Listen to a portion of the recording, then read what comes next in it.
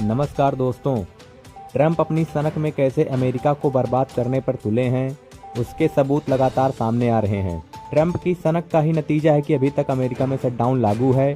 America में shutdown लागू हुए 1 महीने से ज़्यादा का वक्त हो चुका है, लेकिन अभी तक इसको हटाने का कोई भी ठोस हल नहीं निकला है।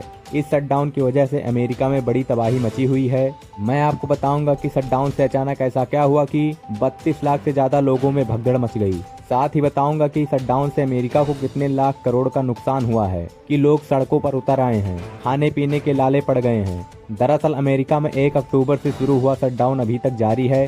यह अमेरिका के इतिहास का सबसे लंबा शटडाउन है। इससे पहले राष्ट्रपति ट्रंप के पहले कार्यकाल के दौरान 2018 में 35 दिनों तक सरकारी कामकाज ठप रहा था, लेकिन इस बार के शटडाउन ने अभी रिकॉर्ड तोड़ दिया है। अमेरिका में सबसे ज्यादा अगर कोई व्यवस्था चरमरा गई है तो वो है विमानन प्रणाली की। आपको बता दें कि अचानक लगभग 32 लाख से ज्यादा यात्री हवाई अड्डों पर फंस गए हैं। कई उड़ानें या तो रद्द कर दी गई हैं या घंटों की देरी से चल रही हैं, जिससे देश भर के प्रमुख हवाई अड्डों पर भगदड़ जैसी स्थिति है। ऐसा इसलिए हुआ है क्योंकि एयर ट्रैफिक कंट्रोलर ड्यूटी पर नहीं पहुंच रहे हैं और वह बिना वेतन के काम करना नहीं चाहते। इस वजह से उड़ानों में देरी हो रही है। आपको बता दें कि एयरपोर्ट्स पर भारी भीड़, TSA चेक पॉइंट्स पर कर्मचारियों की कमी और फ्लाइट्स रद्द होने की लगातार खबरें सामने आ रही हैं। शटडाउन की वजह से 13,000 एयर ट्रैफिक कंट्रोलर और 500 TSA अधिकारी बिना वेतन के काम करने को मजबूर हैं। तो वहीं शटडाउन से अर्थव्यवस्था को भारी नुकसान हो रहा है। CBO के मुताबिक अब तक 11 अरब डॉलर यानी करीब 1 लाख करोड़ का नुकसान हो चुका है।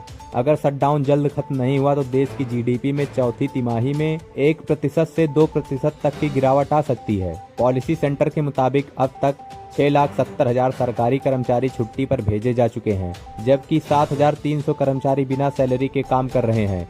लगभग 14 लाख लोग कर्ज लेकर घर चले जा रहे हैं। जबरदस्ती छुट्टी पर भेजे गए कर्मचारियों की करीब 400 मिलियन प्रतिदिन सैलरी का नुकसान हो रहा है। इसीलिए 30 एयरपोर्ट्स में से आधे में स्टाफ की भारी कमी है। न्यूयॉर्क क्षेत्र के हवाई अड्डों में तो 80% तक कर्मचारी मौजूद नहीं है। शटडाउन की वजह से 42 मिलियन यानी कि 4.2 करोड़ अमेरिकियों की फूड स्टैम्प सहायता रुक गई है।